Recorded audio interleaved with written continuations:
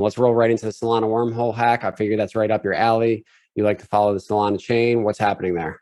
A pretty disastrous hack at the outset, actually. About 120,000 Ether was taken in this hack out of bridge collateral. And I think that's on the order of 200 something million dollars, given the current market price of ETH. So a very large hack, one of the largest in DeFi history. So the way this works is that users who want to bring Ether onto Solana, there's a number of ways of doing it, but one of the ways is to use this bridge called Wormhole. And you basically send your Ether to an address on the Ethereum blockchain, and then that credits you Ether on Solana. And if you want to go the other way, you send your Ether back to Wormhole on Solana, and they'll send you the Ether on the Ethereum layer 1. And so this two-way bridge has been used for a while. I think Wormhole first came out early last year, and they're on version 2 right now. And so it's clearly been used a lot in the Solana ecosystem, given that there's hundreds of millions of dollars in this bridge. And an attacker a few days ago was able to drain that collateral Ether out of the bridge. So what happened was the attacker on the Solana side minted themselves 120,000 Wormhole Ether. And then with this Wormhole Ether that was technically backed by nothing, they redeemed 80,000 of that back to the Ethereum layer 1. And then on the Solana side, they took 40,000 of that and they traded that into Sol and USDC.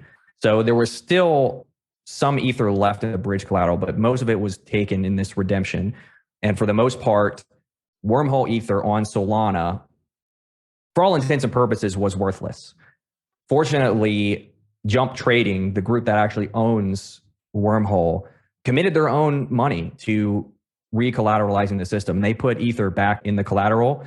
And so everything is going smooth right now. And we narrowly dodged a bullet because, man, I'm telling you, if this thing was not recollateralized, we could have seen havoc in the Solana DeFi ecosystem. What is the whole purpose of the bridge to begin with? Is that so people can participate within the EVM ecosystem, and be able to go back and forth, or what is the deal? Yeah. So if you want to take advantage of Solana's scalability, right? You want the cheap transaction fees and the rapid pace you can issue transactions on Solana. You can bring your Ether over to that chain with Wormhole and other ways. And then you can deposit it in AMMs, you can trade it, you can lend it out and things like that. I think most people were using it in AMMs and lending markets. So those two categories of DeFi apps had a lot of existential risk with this hack, because potentially you would have had all these AMM pairs drained. So, if Wormhole Ether could have just been minted and dumped into these AMMs, then that means you can just drain all the other side of that collateral. If it's USDC or whatever, you just start trading all this Ether into it and taking out the USDC. And also anyone who holds legitimate Wormhole Ether would have been dumping it, get whatever money out they can. On the lending market side, we could have had bad debt where someone deposits a bunch of Wormhole Ether and they borrow against that. But if the Wormhole Ether is worthless, you now have this outstanding debt that's not backed by any collateral. So you would potentially see some sort of socialized losses in the lending markets where they'd have to haircut all the depositors. It's like if you deposited some USDC in the lending market, you might only get 80% of that back because they had to pay off that debt. So something like that could have gone down if we didn't see this recollateralization of the system. I mean, from a trust score, how do people kind of move forward with this? I mean, obviously Solana's had quite a few problems in the last couple months. Yeah, I mean, I think Jump Trading recollateralizing it with their own money gives a lot of confidence to the ecosystem. The Solana ecosystem is very well capitalized. There's a lot of money behind it, and I think everyone in the Solana ecosystem is kind of on the same page. We want to build this really fast blockchain. We want everything to work very nice for the mass market. And people see the potential growth of this ecosystem in the future and how, if it becomes a global ledger for global finance, this thing is going to be absolutely massive. So firms like Jump Trading, they're looking at this. Yeah, it's a $300 million loss. Obviously, that is an incredible amount of money to just commit for customer deposits. But it shows the faith that the participants have in the ecosystem, and that if they're willing to put this much money down, that means that they think they can make it back in the future. And so I think on the other side of this issue, we actually have growing confidence that the players in this ecosystem, they're going to be able to take this to the next level, and they're going to really commit all of their effort and all of their money to bringing Solana to the mass market. So I kind of see this as like a bullish hack. It's one of those cases where where you buy the dip if it crashed from this hack, because this really shows the strength of the ecosystem and how it repairs itself and how it's really anti-fragile in adversity. With these type of applications, what is the ability for jump trading to pursue some type of legal action against the entity that might have been the person that stole the funds? Yeah, it's a difficult issue because the courts, they don't like dealing with crypto stuff. It's very ambiguous in the law. Most countries don't have solid precedent on crypto cases. This would be, I guess, considered a theft of property. So they'd have to treat it like that. I think the case to watch right now is the indexed finance case in Canada, which we talked about a few episodes ago. They do have, I believe, an outstanding warrant against the person that committed the crime or committed the hack in that case. So we are seeing legal systems now recognize this theft and go after people. It just comes down to, can you actually identify the person and have some good evidence that it was them doing the hack? And do you have sympathetic judges? So there's definitely an avenue for jump trading and other players in Wormhole to pursue the hacker, but obviously they have to identify them first. The hacker, I believe, has already deposited funds in the Tornado Cash mixer. So they're washing that money. They're trying to, hide their identity on the other side and get some ether that is not traced to this hack.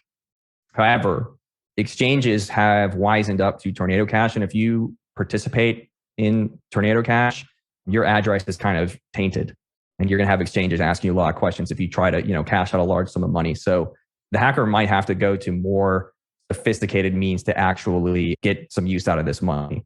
Or less regulated exchanges. Less regulated, yeah. Like the whole BTCE drama, things like that, right? There's always going to be shady exchanges that are going to do some business with you. But with this amount of money, it's really hard to hide that on the blockchain. And I feel like there's going to be sleuths, especially with all the capital that jump trading and the Solana ecosystem has behind it. This person has now a $300 million bounty on their head. So they better watch out, and hopefully that they work out some sort of white hat agreement. That would be the best scenario for everybody. Return 90% of the funds and keep 10%. I think something like that was offered already. So they should just take that and call it a day. Hey, 10% of that would be a nice bounty, right? Right. I don't know why anyone wouldn't take this. Like, how greedy are you that you're not going to take $30 million, but you need that $300 million that is now tainted. So I don't know what goes through these people's heads. So I guess obviously this might spur a debate on going multi-chain and using the bridges that are coming out versus using just ETH and maybe it's Rollups. What is your position there?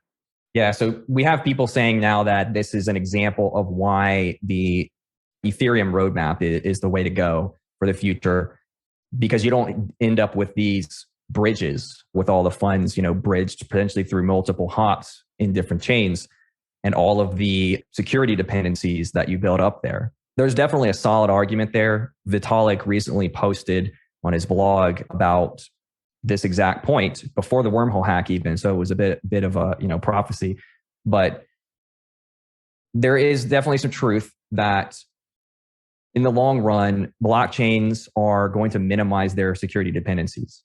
And the vast majority of money in this ecosystem is going to be at the most secure layers.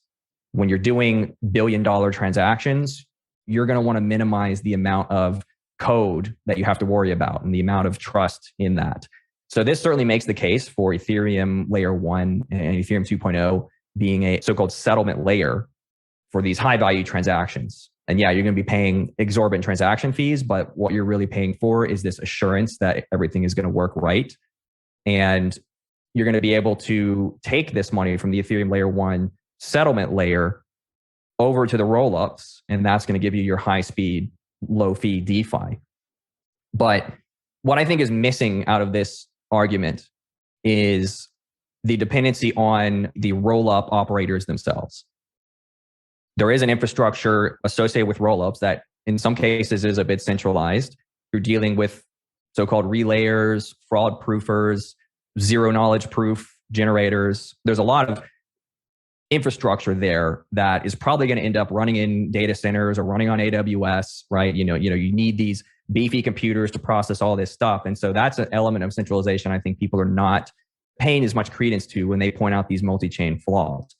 The other thing I'll say is that the bridge technology is getting a lot better day by day. And hacks like this only harden it and make it stronger in the long run. And we're on the verge of seeing some new bridge technology that I think is going to be very bullish for the multi-chain ecosystem that allows a lot less trust and a lot more crypto economics behind the security of these bridges. And I'm really talking about in the Definity project, they're on the verge of releasing a Bitcoin integration that allows you to more or less hold Bitcoin, but on the internet computer blockchain with their technology called Chain Key Crypto that allows a private key to be sharded up between a bunch of nodes. And so the funds are really held by smart contracts in the network. And these shards of a private key that correspond to some Bitcoin address, no single node knows the private key. So they can't just steal the funds. You need all the nodes in the network really, or something like 2/3 plus one of them to collude in order to do anything. And you've got some crypto economic security behind that. So more advanced designs like that, I think, are going to make the bridge situation a lot better.